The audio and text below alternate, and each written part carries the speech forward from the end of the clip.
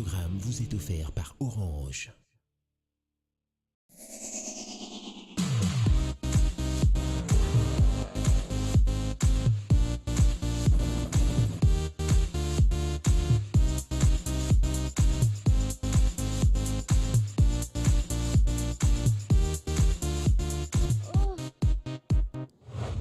Bonsoir mesdames, messieurs, nous vous offrons sur ce plateau Serge Mumbou qui est le General Manager de Target.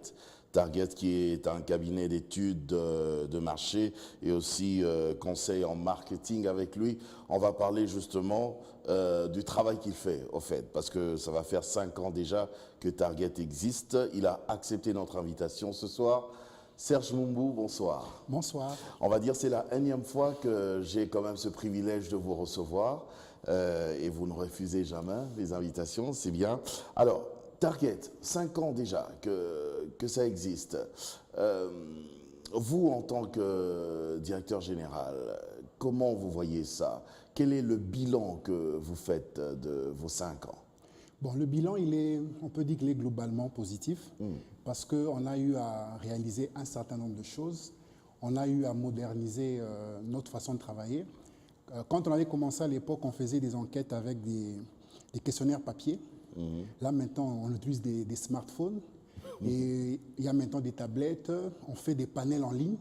Donc, ça fait qu'on a eu à évoluer, à moderniser notre façon de travailler. Donc on peut dire que c'est positif et là maintenant on fait des enquêtes dans d'autres pays dans le monde, notamment au Rwanda, au Burundi, au Congo-Brazza. Donc du point de vue du développement de l'activité, on peut dire que c'est positif, mais même si quelque part on se dit on aurait quand même pu mieux faire, on aurait pu aller encore de l'avant. Donc c'est un peu un sentiment de satisfaction, mais aussi on se dit on devrait encore faire mieux. Parce que quand on regarde d'autres structures qui ont commencé également comme nous, et aussi dans d'autres pays, notamment le Nigeria, le Kenya, quand on voit des startups qui ont 5 ans, c'est encore beaucoup plus grand. Donc voilà pourquoi on dit qu'on est globalement satisfait. En tout cas, c'est très bien.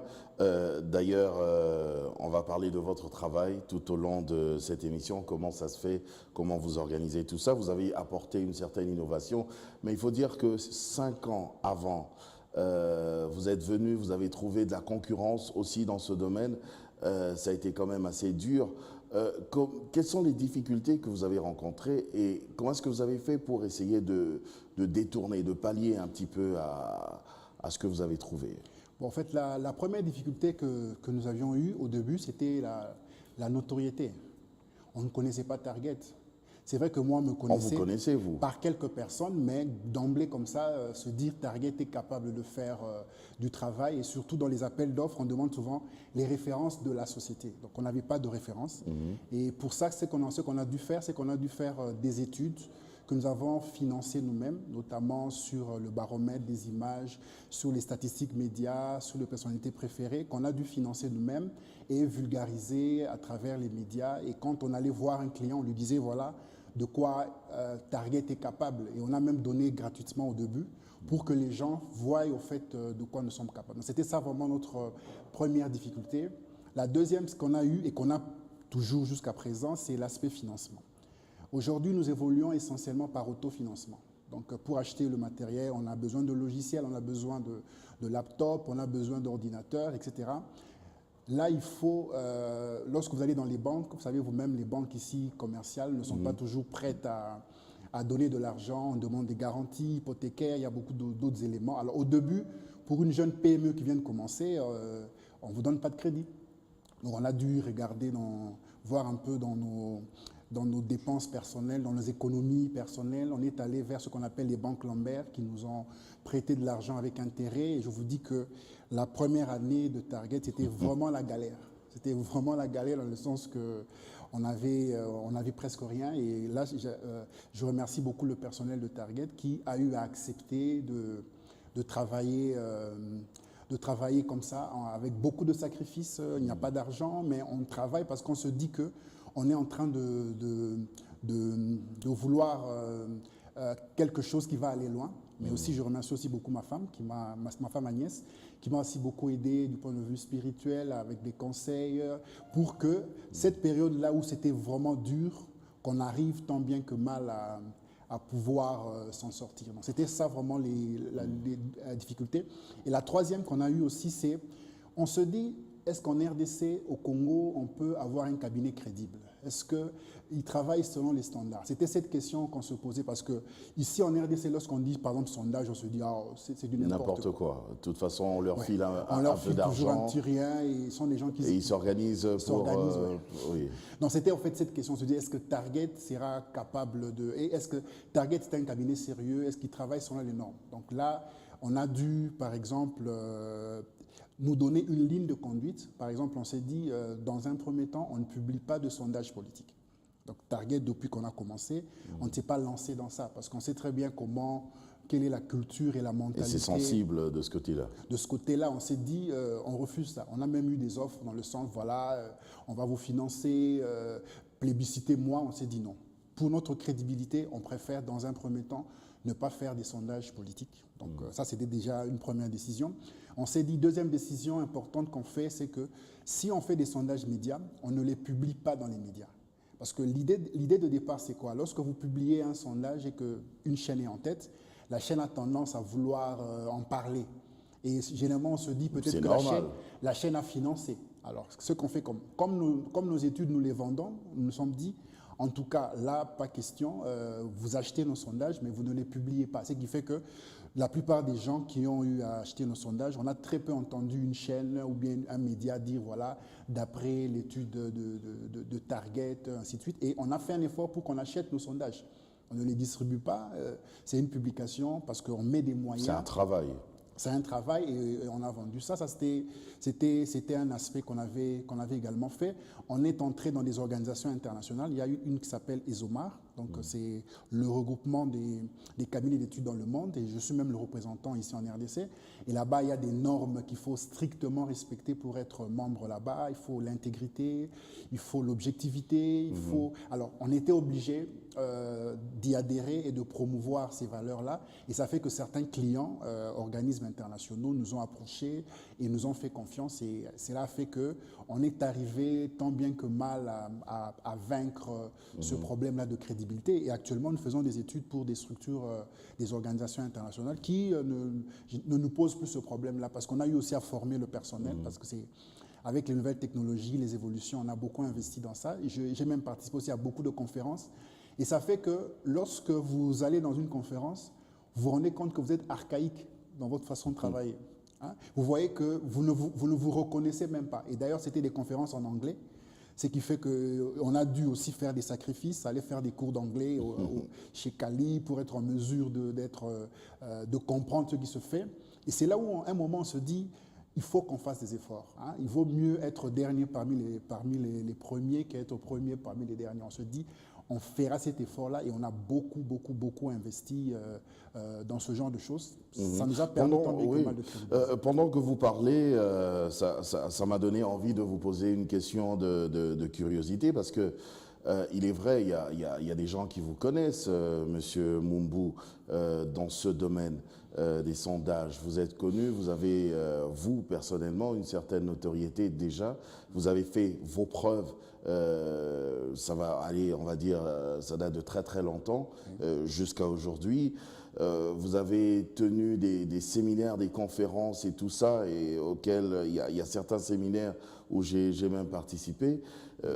C'est vous qui étiez l'orateur et tout, vous expliquez tout ça. Bref, quelqu'un pourrait se dire, mais pourquoi il parle de confiance, il parle de crédibilité? Parce que, au fait, la crédibilité, c'est pas le cabinet, c'est vous déjà le responsable. On vous connaît, vous êtes crédible, vous avez fait vos preuves. Ouais. Pourquoi ça a été si difficile? Parce que, au fait, les gens avaient du mal à faire le lien entre M. Serge Mumbu et Target. Parce que j'ai évolué pendant plus d'une dizaine d'années dans une autre structure. Ça fait que lorsqu'on voit Target, on se dit, est-ce que c'est M. Mumbu? Et comme aussi, quand j'ai commencé Target, c'était plus des jeunes gens qu'on avait pris, avec lesquels on était en train de travailler. À un moment, on se dit, est-ce que ce sont des personnes qui seront en fait à la hauteur? Donc voilà pourquoi, à un certain moment, les gens se sont posés aussi cette question, parce que vous pouvez peut-être partir, mais ce n'est pas moi qui vais sur terrain. Parce que pour faire une enquête, il y a des enquêteurs qu'on envoie sur terrain, il y a des gens qui sont des analystes, qui font des rédactions, des rapports d'études. Ce n'est pas moi, en fait. Ce qui fait qu'il fallait aussi que l'équipe soit formée, que l'équipe soit en mesure de respecter ce qu'on appelle les normes et les standards. Et c'est ce que et si je dis qu'on a beaucoup souffert, c'était parce que il fallait former d'abord les gens. Et vous savez, il y a en fait je peux dire qu'il y a en fait un complexe. On se dit que quand on a étudié ici en RDC, peut-être on vaut un peu moins que ceux qui ont étudié en Europe. Ceux qui viennent d'ailleurs. Ceux qui viennent d'ailleurs. Ça fait qu'une personne comme ça, il faut d'abord le mettre en confiance. Lui dire non, tu es intelligent, tu es intelligente. Tu vaux quelque chose, tu dois faire des efforts. Et quand quelqu'un commet des erreurs, on essaye de l'encourager. On lui dit effectivement, même moi, je suis passé également par ça. Ce n'est pas la première fois, etc. Donc, ça fait qu'il y a eu ce travail pédagogique, ce travail de coaching, d'encadrement qui a été fait avec l'équipe et qui fait qu'au fur et à mesure, maintenant, moi, je me rappelle les premiers projets, c'est moi-même qui y allais. Donc, j'étais à la fois, certes, DG, mais aussi, je me retrouve modérateur dans un focus group, je me retrouve, mais là, je ne le fais plus du tout. Donc là, maintenant, on est plus là en train de réfléchir par rapport à la stratégie de l'entreprise, comment trouver des bailleurs de fonds, comment réfléchir à d'autres concepts. Mais là, maintenant, on a une équipe des gens qui descendent maintenant sur terrain, qui font les enquêtes, et de plus en plus, j'ai même dit aux dames qui travaillent avec moi, je leur ai dit, Feza doit faire une émission avec vous, Parole de femme, pour que vous puissiez également venir parler de votre métier de femme. Il ne faut pas que l'on se dise que Serge Moumbou, Target, c'est Serge Moumbou. Non, je riais même dernièrement au bureau, j'ai parlé du quinquennat, j'ai dit ça c'est mon premier quinquennat, donc il y en aura un deuxième, peut-être je vais arrêter aussi. Donc je ne me vois pas nécessairement être le DG, être le boss d'année en année. Donc moi, je me réfère beaucoup à Bill Gates.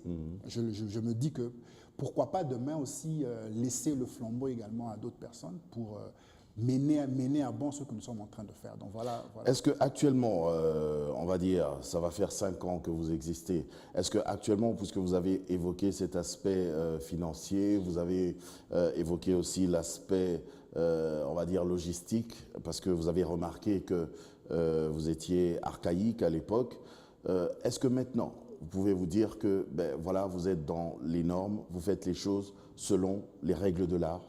En tout cas, pour l'instant, on le fait. On le fait, comme je vous ai dit, nos enquêtes terrain, on utilise des smartphones maintenant, on utilise des tablettes, mais il y a maintenant un panel en ligne. Le panel en ligne, ça veut dire quoi? Ça veut dire qu'aujourd'hui, si j'ai une enquête à faire en RDC, à l'époque, comment c'était? Je dois imprimer des questionnaires, j'envoie les questionnaires en province, je les envoie là-bas et on briefe des enquêteurs sur terrain, mais aujourd'hui, les choses ont changé.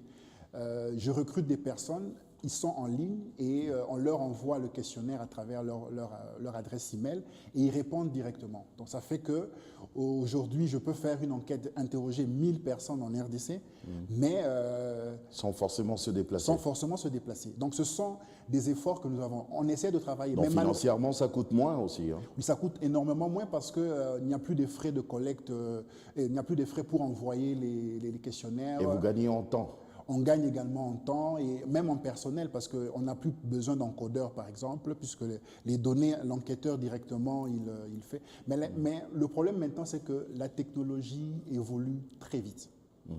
Donc, l'image que nous voyons là, comment vous pouvez expliquer ça? Ça symbolise quoi? Non, en fait, ça, c'était une enquête qu'on avait faite sur les sources d'informations crédibles. On s'était dit, lorsqu'il y a une information crédible, lorsqu'il y a un événement important, ce n'est pas un événement politique, hein, donc, un événement important, à quelle source d'information les gens semblent être plus là. Et là, les gens, c'était la télé. Parce qu'on se dit, avec la télé, c'est du direct. On voit les choses directement et on peut directement vérifier. Donc ça c'était un exemple qu'on a eu à faire. Donc, mais comme je vous ai dit, le problème c'est que la technologie... Donc vous gagnez en temps.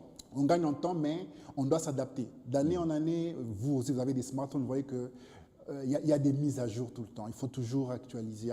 C'est là où nous disons que les banques commerciales, les bailleurs de fonds doivent également s'intéresser à nous. Parce qu'on se dit qu'on a fait notre pas, mais on ne peut pas encore aller plus loin avec nos propres moyens. Donc, on a besoin d'investissement, on a besoin de crédit, et nous sommes très ouverts dans ce sens-là. Parce que c'est important. Je prends un exemple concret. J'aimerais bien, par exemple, lancer un call center vraiment professionnel, où j'ai des personnes, une cinquantaine de personnes qui sont là, qui font des appels, du télémarketing pour les entreprises. Mais si vous voyez, par exemple, ce que cela peut coûter en termes d'investissement, déjà les logiciels, ça peut arriver même dans les 20 000 $. Ah. Rien que pour pouvoir acheter les logiciels, s'il faut maintenant acheter le matériel, former des gens. Et vous savez, on n'a pas toujours des personnes ici localement pour pouvoir former.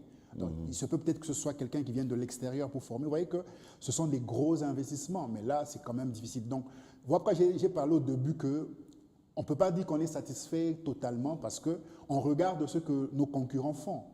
Il y a des cabinets au Kenya, il y a des cabinets également au Nigeria, en Afrique du Sud. Mais là, vous voyez ailleurs, mais ici, il y a de la concurrence aussi. Vous avez de la concurrence aussi. Bien sûr. Il y a beaucoup de cabinets. Des cabinets que vous respectez, qui sont assez crédibles, qui travaillent bien, qui sont dans les normes. Oui. En tout cas, nous avons un principe, c'est que nous, en tant que cabinet d'études, on ne centre pas dedans. Okay. On préfère qu'un client puisse réagir, puisse dire s'il est crédible ou pas. Et nous, on est membre des OMAR. Il y a d'autres cabinets qui sont également membres des OMAR. Il y a Emera qui est un cabinet qui est membre des OMAR, qui travaille également là-bas. Il y a un cabinet qui s'appelle Omega qui est également membre des OMAR, qui travaille aussi selon les normes, selon les standards. Donc, en RDC, nous avons également aussi des cabinets... Membres des OMAR, c'est-à-dire? Les OMAR, c'est la structure mondiale qui gère les études de marché et qui impose un certain nombre de règles que l'on doit absolument respecter.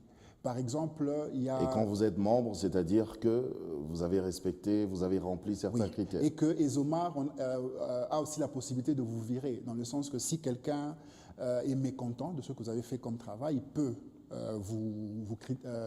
vous accuser, et s'il y a une enquête, ça fait qu'on peut vous démettre. Ce qui fait que nous, en tant que membres des OMAR, on est obligés de pouvoir faire quand même attention à notre crédibilité, à notre réputation, et aussi à éviter ce que j'appelle les mauvaises pratiques. Les mauvaises pratiques en matière d'études, c'est quoi?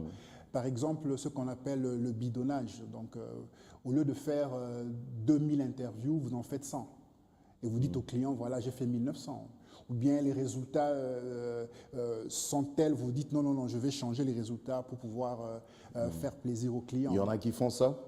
En tout cas, il y a eu des plaintes dans ce sens-là. Mais nous disons que pour les membres des OMAR, on leur demande, parce que moi je suis le représentant ici, je leur dis toujours que si vous, en tant que client, que ce soit nous qui sommes membres ou un autre, particulièrement pour nous les membres, il faut nous porter en accusation. Et vous savez, les OMAR existent depuis plus de 60 ans. Donc ce sont des structures qui ont commencé en Europe. Ils sont dans près de 120 pays. Donc dernièrement, on a fait le congrès à Orléans, aux États-Unis, mais je vous dis que c'est tout ce qu'il y a de plus sérieux dans le monde. Alors, ce qui fait que lorsque vous êtes membre là-bas, vous êtes obligé de travailler selon ces standards-là, de respecter ces standards et aussi de les promouvoir. Par exemple, je vous dis que moi qui fais les enquêtes, je ne peux pas donner les contacts de mes répondants. Par exemple, dire, voilà, vous avez interrogé, par exemple, telle personne, il y a X personnes qui sont mécontents, par exemple, de mon service, je veux avoir leur nom. Non, je ne peux pas donner ça. Lorsque je dois interroger un mineur, je dois demander l'autorisation des parents. Même lorsqu'il faut publier les résultats d'une étude, il y a des règles en matière de publication. Bien sûr. Donc c'est tout ça, en fait. Alors, puisque nous sommes déjà en plein dedans, en train de parler de votre travail, des sondages, déjà d'entrée de jeu, quelles sont les structures ou, on va dire, les domaines qui sont censés recourir à vos services? Bon, en termes études de marché, dans son essence primaire, études de marché, c'était seulement les entreprises. Donc, on disait études de marché. Quel genre d'entreprise? En fait, toute forme d'entreprise, tout celui qui a des consommateurs et qui veut les influencer doit les connaître. Parce que la grande erreur que font beaucoup d'entreprises, c'est que on lance les choses parce qu'on a vu que ça marche ailleurs. On s'est dit, j'ai remarqué qu'il y a un cybercafé ici, et moi je me dis, je lance un cybercafé parce que apparemment ça marche. Alors que logiquement, peut-être que lui, son cybercafé marche parce qu'il a beaucoup d'amis qui viennent prendre un verre le soir et qui amènent peut-être leurs enfants, ainsi de suite. Vous voyez qu'il y a peut-être d'autres facteurs qui peuvent expliquer le succès d'un client. Alors, pour arriver à comprendre d'abord qu'est-ce qui fait la force des concurrents, donc j'ai des concurrents sur le marché, mais qu'est-ce qu'on aime chez eux? Quelles sont les faiblesses? Moi-même aussi, quelles sont mes forces? Quelles sont mes faiblesses? Comment je suis perçu par les consommateurs? On fait une étude de marché.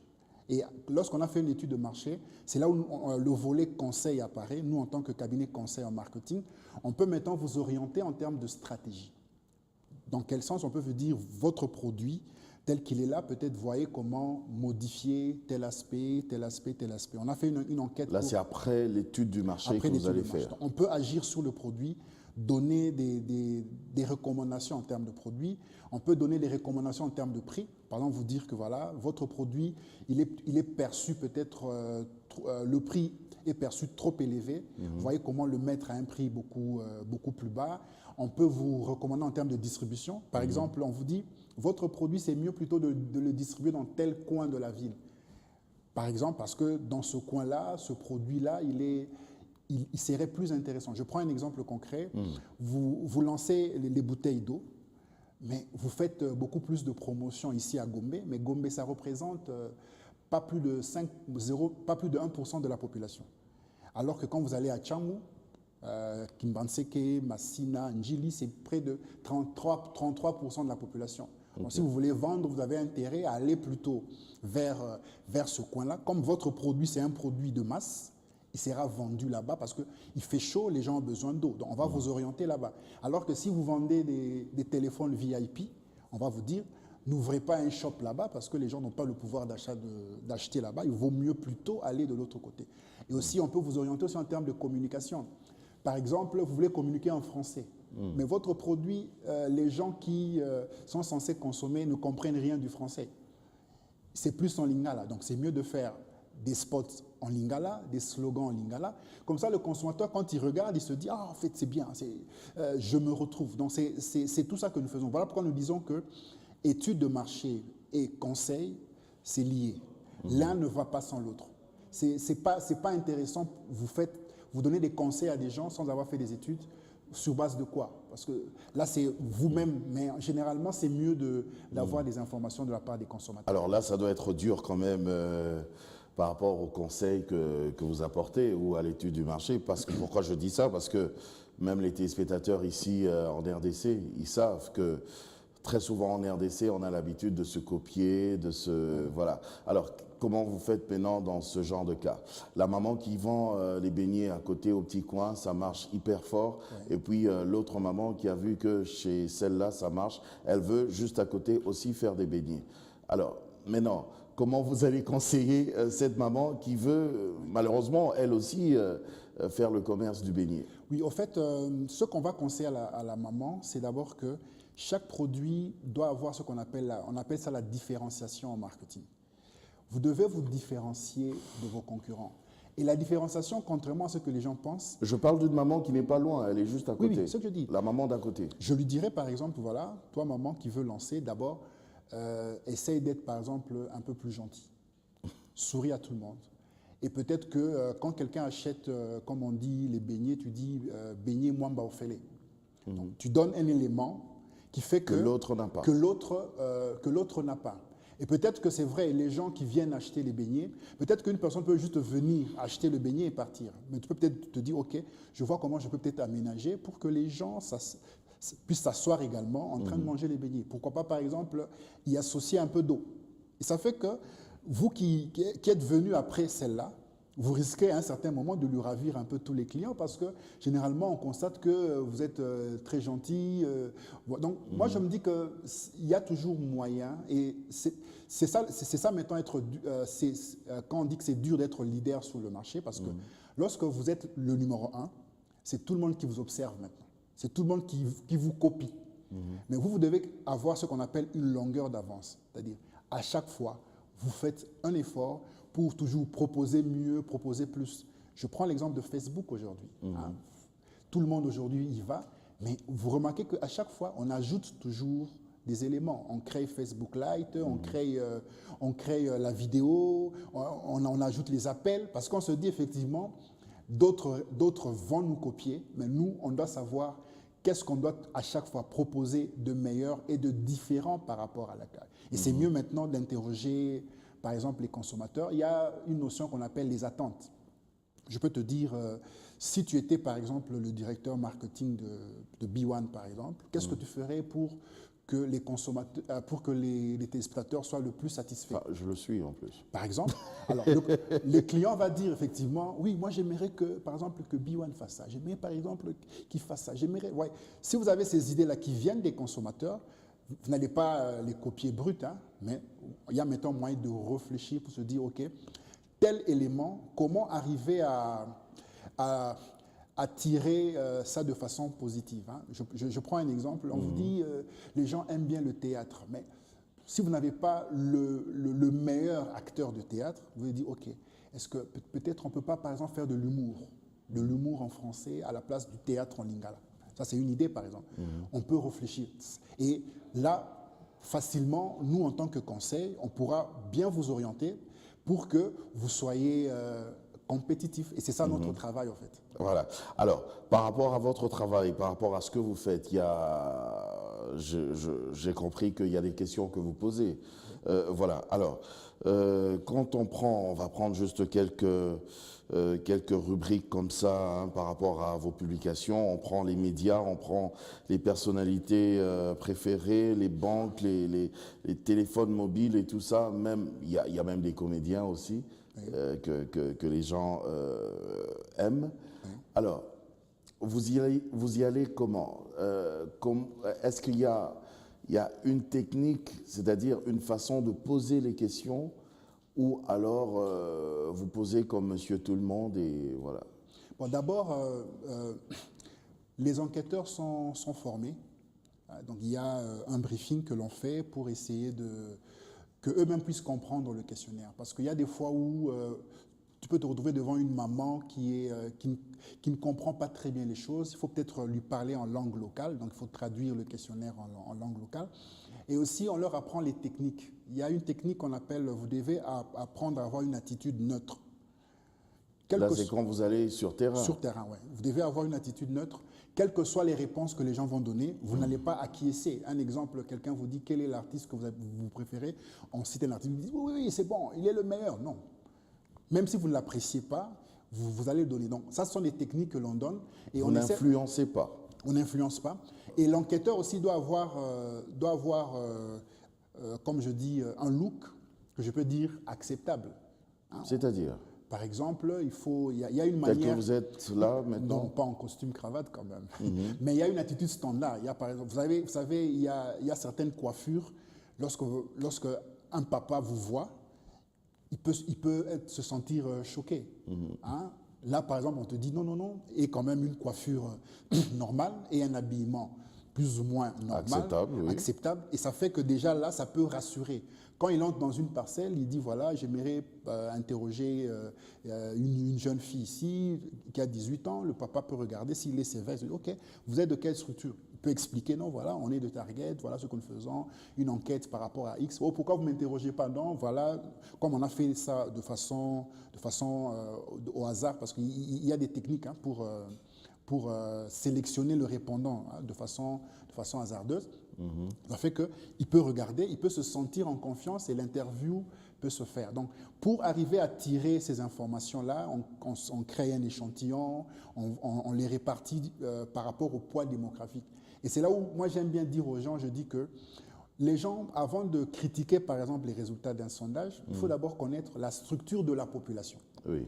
Parce que quand on regarde, par exemple, je prends le cas de la ville de Kinshasa, parce qu'on a fait beaucoup d'enquêtes à Kinshasa, vous allez voir que les personnes de classe basse, ils représentent à peu près plus de 75% de la population. Donc des personnes vraiment de classe basse et qui ont moins de $100 par mois de revenus. Donc vraiment, on sent vraiment qu'il y a vraiment de la pauvreté.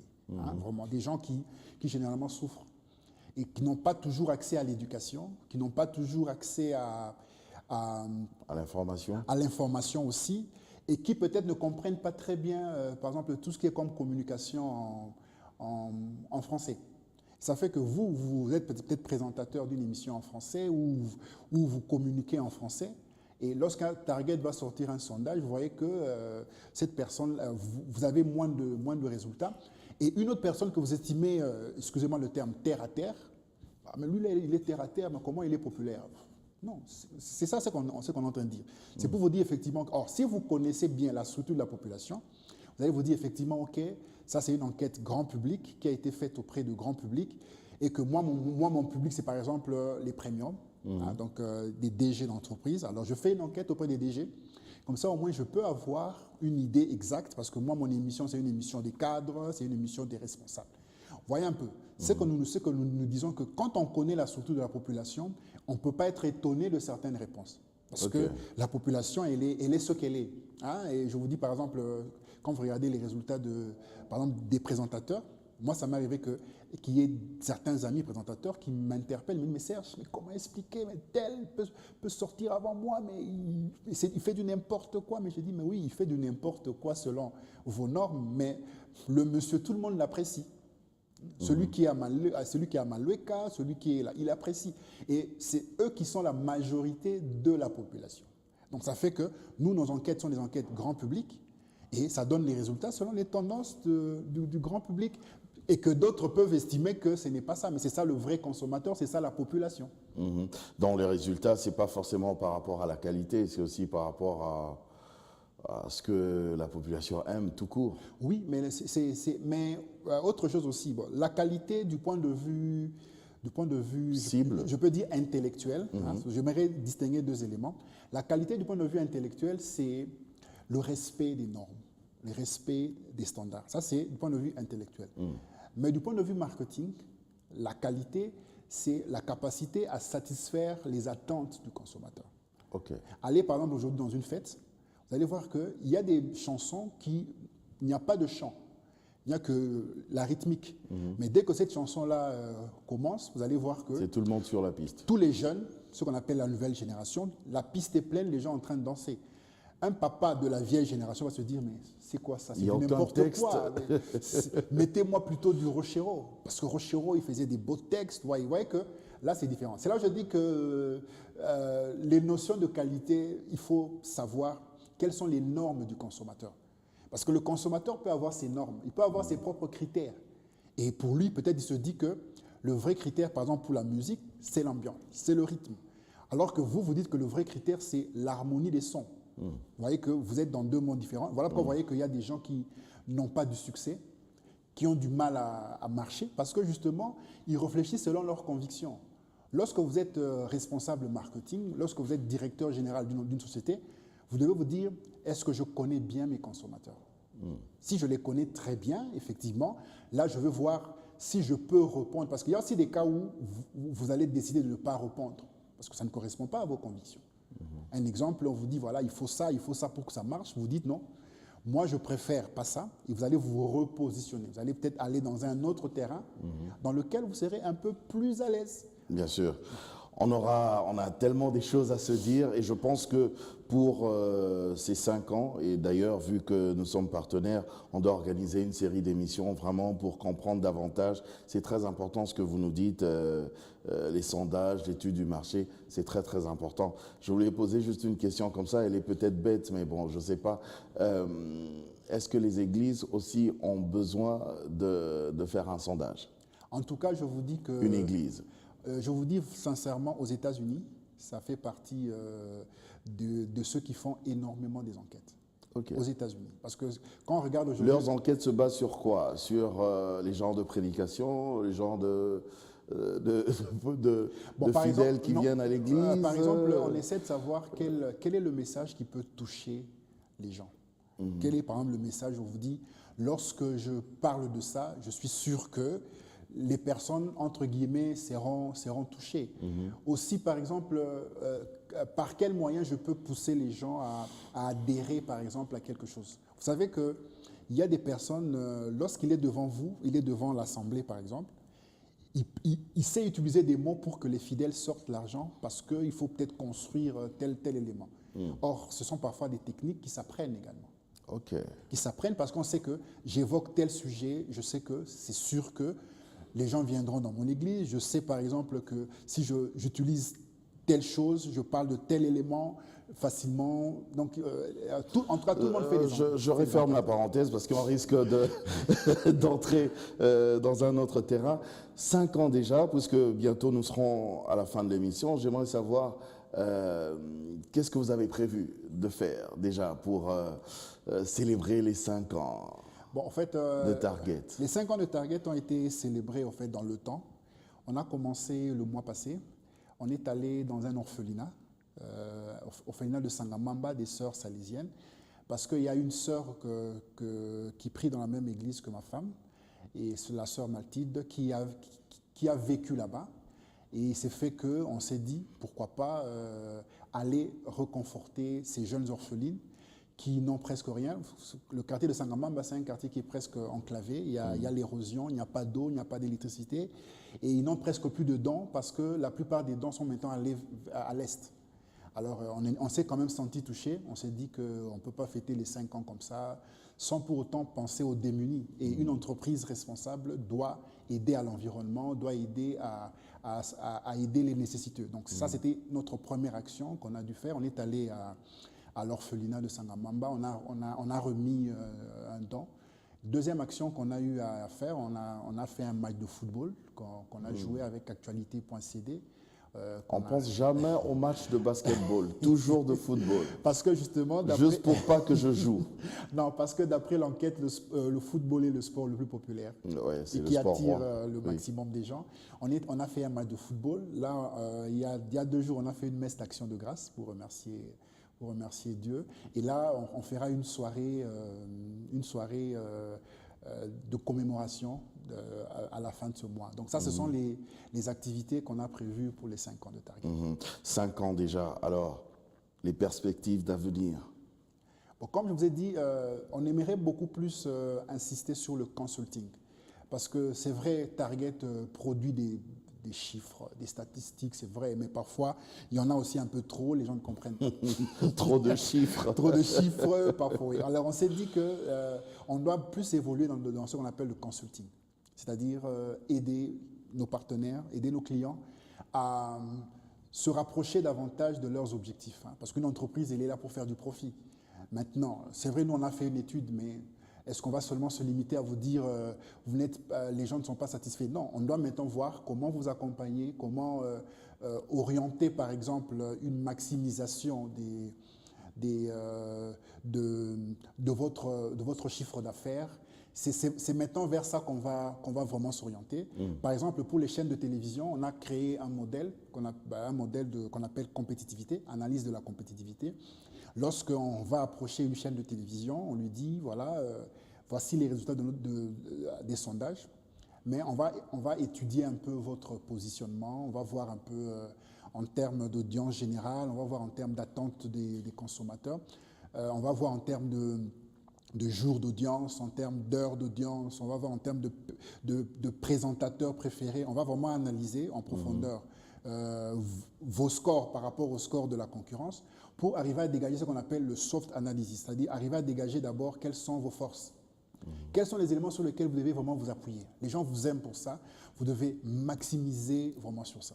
Est-ce que je peux, moi, par exemple, commander une étude juste pour moi, me concernant? Oui, c'est possible. En tant que présentateur? Oui. Pour savoir, par exemple, vous en tant que qu'est-ce présentateur... qu'il faut, oui. Qu'est-ce que les gens aiment chez moi, qu'est-ce qu'ils n'aiment pas chez moi? Qu'est-ce que les gens n'aiment pas chez vous, par exemple, et aussi sur quoi vous devez, par exemple, vous appuyer pour l'avenir, ce qu'on appelle les opportunités.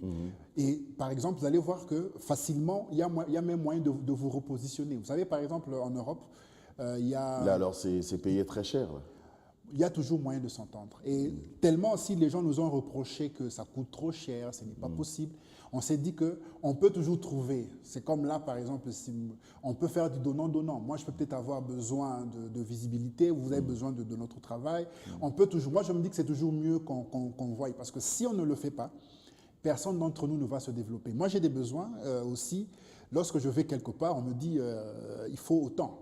Mais je peux dire aussi, OK, je n'ai pas ça. Mais n'y a-t-il pas moyen qu'on essaie de voir ce que nous proposons comme service? Bien sûr. Alors, juste un mot, juste pour terminer. Qu'est-ce que vous pouvez dire à tous ceux-là qui ont toujours connu Target, qui ont toujours aimé les services de Target, qui font confiance en Target et ceux qui hésitent encore? Un petit mot. Bon, ce que je peux leur dire, c'est que nous avons fait 5 ans. Merci de nous avoir soutenus, de nous avoir encouragés. Et aussi, on a eu des critiques. En tout cas, les critiques nous ont beaucoup aidés. Il y a des gens qui nous ont beaucoup, entre guillemets, critiqués. Ça nous a beaucoup aidés. Donc, il faut continuer. Moi, j'estime que c'est bien les encouragements, mais c'est aussi bien les critiques. Hein, pour qu'on soit challengé, pour qu'on essaye d'aller de l'avant.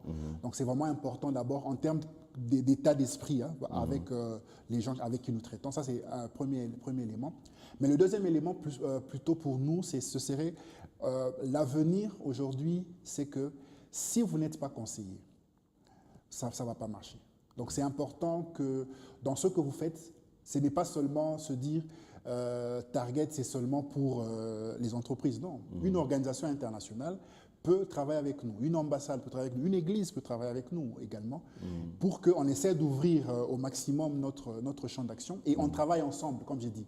Et c'est important que les gens soient ouverts. Si vous voulez aller loin dans la vie, il faut être ouvert.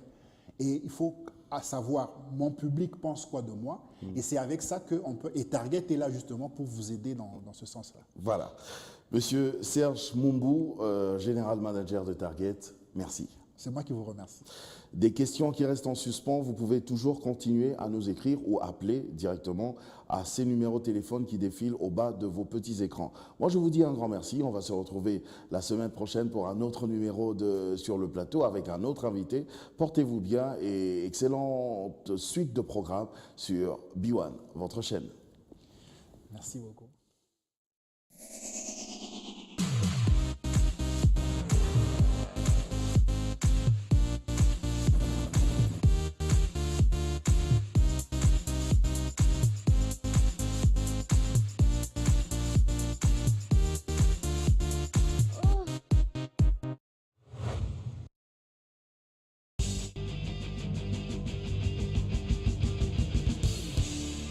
Ce programme vous a été offert par Orange.